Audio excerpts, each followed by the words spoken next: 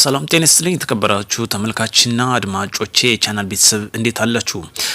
ዛሬ በዓሉን ምክንያት በማድረግ አዲስ መረጃዎችን ላጋራችሁ በተንቀሳቃሽ ምስል ይዤላችሁ ቀርብ ያለው በተለይ ገና በዓል ምክንያት በማድረግ የአማራ ነጻ አውጪ ነን የሚሉት በሰሜን ፓርክ የሚገኘውን ብርቅዬ ዋሊያንም ለእርድ ተጠቅሞበት የተመለከተ መረጃ ነው። እጅግ የሚያስነውር ድርጊት ነው።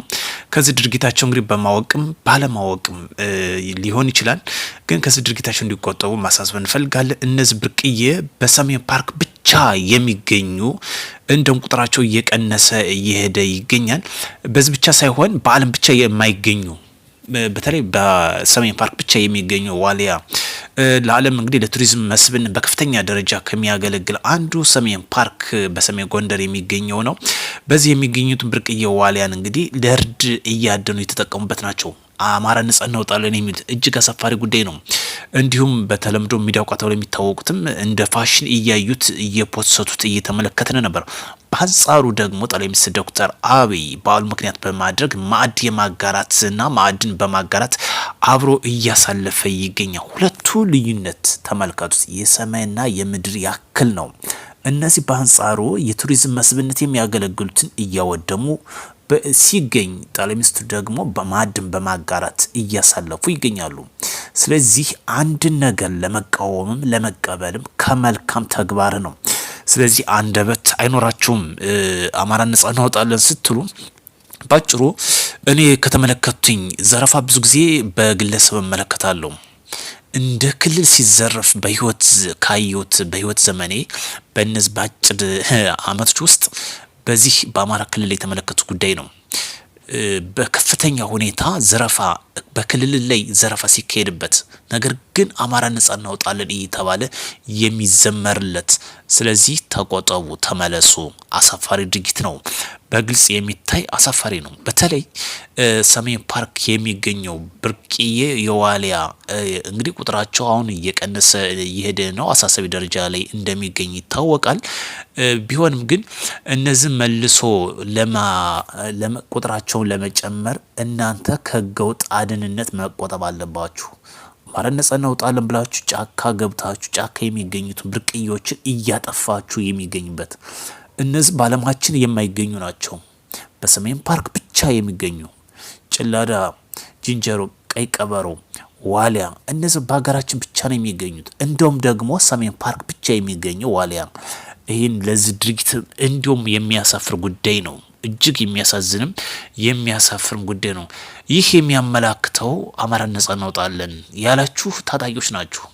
ስለዚህ አንድ ነገር ማስታወስ ያስፈልጋል። ከግለሰብ ጥቅም ብሔራዊ ጥቅም ይበልጣል።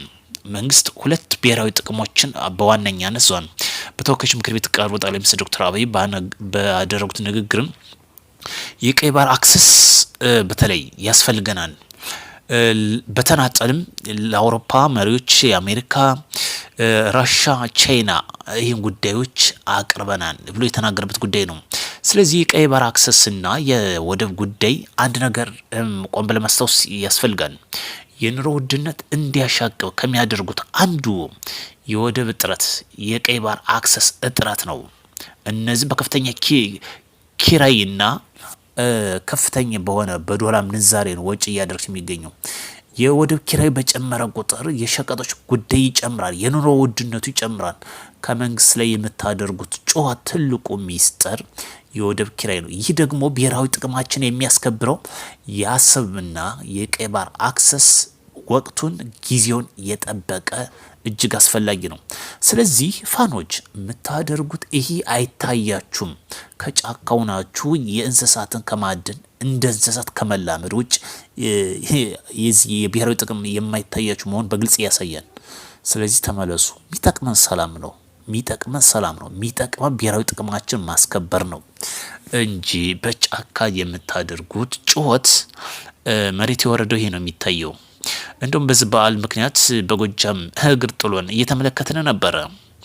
እገታ እጅግ የተበራከተበት፣ ወንበዴዎች እጅግ የሚፈነጩበት ያደረጋችሁት ሁኔታ ነው። ባለጸጋ መኖር የተቸገረበት ትራንስፖርት አክሰስ እጅግ ማህበረሰቡ የተጎሳቆለበት ስልክ የሚነጠቅበት ብር ገልብጥ በሞባይል ባንክ ትራንስፈር አደርግበት የሚባልበት ይህ ሁሉ ውስብስብ የሆነው ዘረፋ የመጣው በእናንተ መሆኑ ግልጽ ማሳያ ጉዳይ ነው።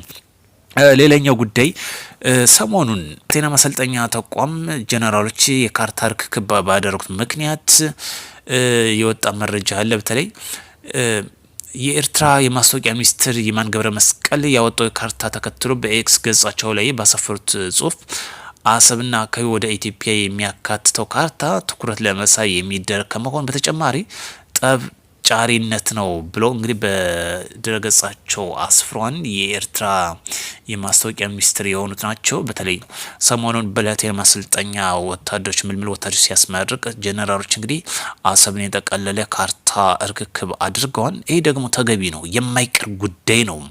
ኢትዮጵያ እየገፋችበት የሚገኘው በዲፕሎማሲያዊ ነው እንጂ በነፍጥ ያለ መሆኑን የሚያሳይ ነው። ለዚህ ደግሞ ህጋዊና ህጋዊ መንገድ ተከትላ ኢትዮጵያ እየገፋችበት ይገኛል። ይህን ተከትሎ እንግዲህ አሰብን የሚጠቀልል ካርታ ርክክብ አድርጓን በዚህ በተመለከተ ነው ይህን ጉዳይ እንግዲህ መግለጫ እንዲሰጥ ያስገደደው የሚገኘው። ውድ ቻናል ሰዎች በተለይ ደግሞ ታጥቃችኋል ወንድሞች፣ ይብቃ፣ ተመለሱ። ክልሉን አታውድሙት፣ አትዝረፉት። እንደውም ይባስ ብላችሁ ብርቅዮችንም አታሳድዱ። እነዚህ የብሔራዊ ፓርኮች እንዲሁም ለዓለማችን ብሎም ለሀገራችን ለክልላችን ለቱሪዝም መስህብነት ከፍተኛ ሚና ከሚጫወቱት አንዱ ሰሜን ፓርክ የሚገኘው ኢንተርናሽናል የሆነው ፓርካችን ነው። ለዚህ ደግሞ እጅግ ጥብቅ የሆነ ጥበቃ ይደረግለት። በተለይ ደግሞ በዚያው አካባቢ የምንገኝ ማህበረሰቦች እንደውም ደግሞ ታጥቃችሁ ነጻ እናወጣለን የምትሉ ወንድሞች ተመለሱ ማለት እንፈልጋለን። የሚያስፈልገው ሰላም ብቻ ነው። ተግባራችሁ ባጭሩ የእናንተን ፕሮፋይል ማንነታችሁን እየገለጸ ስለሚያሳይ ጉዳይ ነው። ነጻ እናውጣለን የምትል መልሳችሁ እየቀበራችሁት ነው የሚገኘው። በዘረፋ በግለሰብ ተመልክተናል። እንደ ክልል ሲዘረፍ ያየ ነው በእናንተ ነው። ነጻ እናውጣለን ብላችሁ ማህበረሰቡ አሁን እየተጎሳቆለ ባለጸጋ እየተሳደደ የሚገኝበት አሁን ነው። በዚህ ድርጊታችሁ ተመለሱ ማለት እንፈልጋለን። ውድ የቻናል ሰዎች ላይክና ሼር ማድረጋችሁ እንዳይረሳ። ዕለታዊና ትኩስ መረጃዎችን እየተከታተልን የምናስደምጣችሁ ይሆናል። በሌላ መረጃ ተመልሰን እስክንገናኝ መልካም ቀን እንዲሆንላችሁ ከወዲሁ እመኛለሁኝ።